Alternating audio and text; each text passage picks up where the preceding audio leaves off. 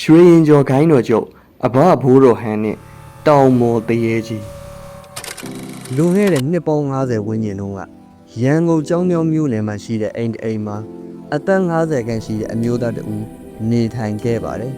။ထိုလူရဲ့အမည်ကဦးမင်းစိန်ဖြစ်ပါတယ်။ဦးမင်းစိန်ဟာလောကီကလောကီပညာရဲ့လောကီသိတိမဟေဒီတကူများအပေါ်လွန်စွာစိတ်ဝင်စားသူဖြစ်ပါတယ်။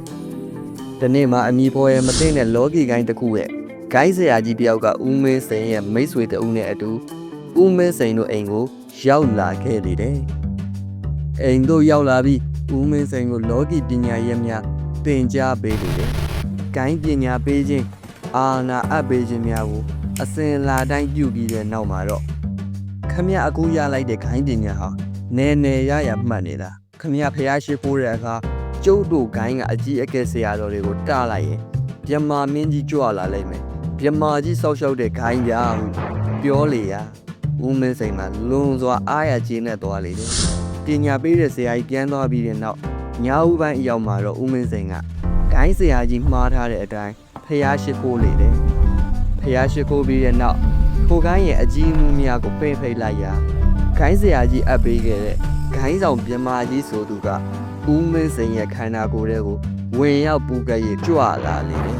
။ပူကဲ့ဝင်စီလာတဲ့ဗမာမင်းကြီးဆိုသူကကြွလာတာနဲ့ထမင်းစားလေတယ်။ထမင်းကိုဝတ်သားအမဲသား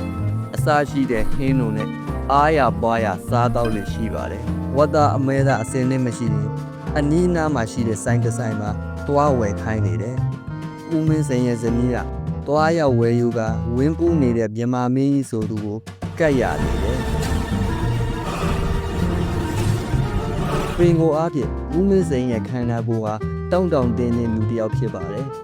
။သို့တော်ဘုရားရှိခိုးတိုင်းဝင်းစီးပြီးခမင်းဟင်းတို့ကိုတနေ့တပိုးလာရောက်စားတော့နေတဲ့မြမာမင်းကြီးမကြာဝင်းပူးပြီးတဲ့နောက်မှာတော့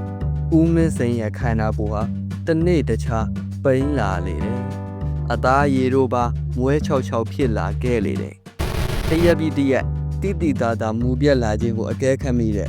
ဦးမင်းစိန်ရဲ့ဇနီးဖြစ်သူကအလို့ကြီးလဲဟာပြမနဲ့လားလာစားနေတာနဲတော့တာမှမဟုတ်ပဲပြမတွေဒီလိုစားတော့တယ်ဆိုတာတခါမှမကြားဘူးပါဘူးတွေးမိလာလေတယ်အမှန်တော့ဦးမင်းစိန်ကိုဝင်းစီးပြီးစားတော့နေတာပြမကြီးမဟုတ်ပဲမြင့်မားတဲ့တောင်ပေါ်များမှာကျက်စားလေးရှိတဲ့ကံမာစိတ်တွေတကူရှိတဲ့တောင်ပေါ်တရေကြီးတကောင်သားဖြစ်ပါတယ်ဦးမင်းစိန်ကိုဂိုင်းပညာပေးခဲ့တဲ့ဂိုင်းဆရာကြီးနဲ့တရေကြီးတို့ကအပေးယူလို့ကဦးမင်းစိန်ရဲ့ခန္ဓာကိုယ်တွေကိုတရေအဆွဲထည့်သွားခြင်းသာဖြစ်ပါတယ်။နားလည်အောင်ရှင်းပြရရင်ဂိုင်းဆရာကြီးလိုအပ်တဲ့အချိန်မှာတရေကြီးကကူညီပေးရမယ်။တရေကြီးအစားကောင်းကောင်းစားရဖို့ကိုဂိုင်းဆရာကြီးကတာဝန်ယူရမယ်။အဲဒါကြောင့်ရိုးသားသူဦးမင်းစိန်ကိုခုတုံးလုပ်ပြီးတရေကြီးကိုဗမာကြီးဟန်ဆောင်ကအစားကျွေးခိုင်းနေခြင်းဖြစ်ပါတယ်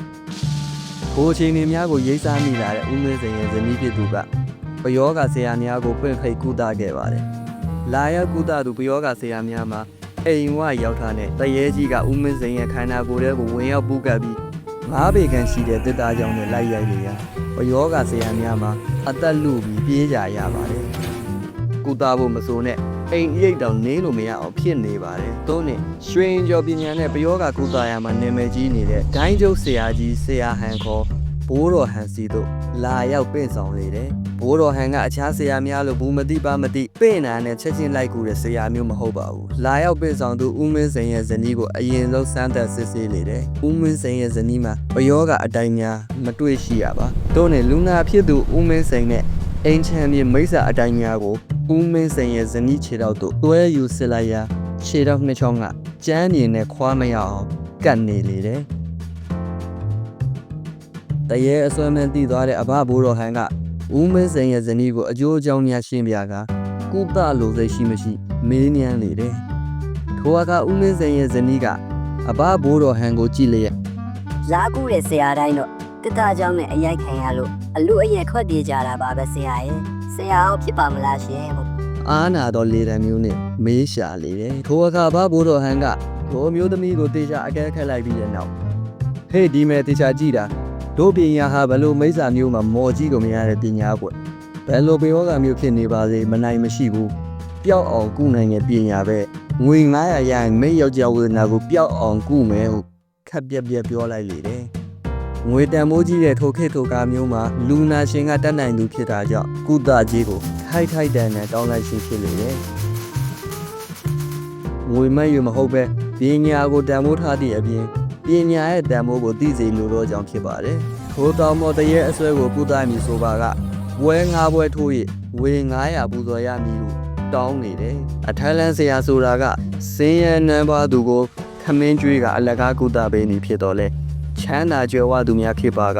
ထိုက်တန်တဲ့ပူဇော်ကြီးနဲ့သာကုသပေးနေဖြစ်ပါတယ်ကုသရန်သဘောတူပြီးတဲ့နောက်မှာတော့ကြောင်းမြောင်းမှာရှိတဲ့နေအိမ်တို့ကြွလာတဲ့အဘဘိုးတော်ဟန်ကိုတွေ့လိုက်ရတဲ့အိမ်ကြီးချင်းများက ဒီဆရာကြီးနဲ့ဖြစ်ပါမလားဟဲ့ ဟိုပင်စိုးရိမ်တကြီးတတိပေးကြလေတယ်အိမ်ရှိကိုရောက်တာနဲ့အိမ်ထဲကိုချက်ချင်းမဝင်မဲ့အတွင်းဆက်အပြင်ဆက်အားလုံးကိုလက်ညှိုးထောင်လျက်ဖြတ်ချလေတယ်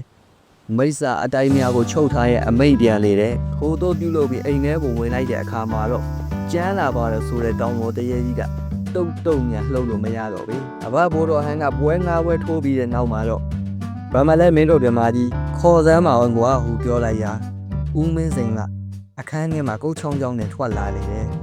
အရင်ဆရာမြတ်ကုသတဲ့အခါတုန်းကကုသပွဲပြင်ရန်စလိုက်တာနဲ့တောင်ပေါ်တရေကြီးကဦးမင်းစိန်ရဲ့ခန္ဓာကိုယ်ကိုဝင်းစီပြီးထွက်ရိုက်တဲ့ပြည့်ကုသပွဲကိုပြီးပြတ်အောင်မပြင်နိုင်ပဲထွက်ပြေးရသည်တာဖြစ်ရလေတယ်အဘဘိုးတော်ဟန်ကခမရဗမာကြီးကိုပေးစမ်းပါအောင်ဆိုကဦးမင်းစိန်ကိုခေါ်ခိုင်းနေတယ်ဦးမင်းစိန်ကဖျားရှိဖို့ပြီးသူ့ရဲ့အထက်ဆရာကြီးများကိုပင့်လိုက်ရာသူ့ကိုယ်သူဗမာကြီးဟုဆိုတဲ့ကြောင်းမက်ပွဲတောင်ပေါ်တရေကြီးကရှုခနဲ့အတန်ထွက်အောင်အသက်ပြင်းပြင်းရှုကဝင်ရောက်ပူတက်လာလေတယ်အဘဘိုးတော်ဟန်ကမတိရန်ဆောင်ကဗမာကြီးမောလာလားဟုမေးလိုက်ရာခေါင်းငိမ်ပြလေတယ်မောလာတဲ့ဆိုရင်လည်းအပြင်ထွက်ပြီးခဏနားပါအောင်ဟုပြောကဝင်းပူးနေတဲ့တရေကြီးကိုပြန်ထွက်ခိုင်းလိုက်လေတယ်တရေကြီးခဏထွက်နေစဉ်ဦးမင်းစိန်ကိုဗမာကြီးကြွလာတာခမရတိသလားဟုမေးလိုက်ရာလူစိတ်ပြောင်းနေလို့မတိကြောင်ပြန်ဖြေလေတယ်ကြွလာတဲ့ဗမာကြီးကိုမြင်ဘူးကျင်သလားဟုမေးတဲ့အခါမြင်ကြပါတယ်ကုဆိုသဖြင့်သူ့ရဲ့မျက်လုံးနှစ်ဖက်ကိုမှိတ်ခိုင်းက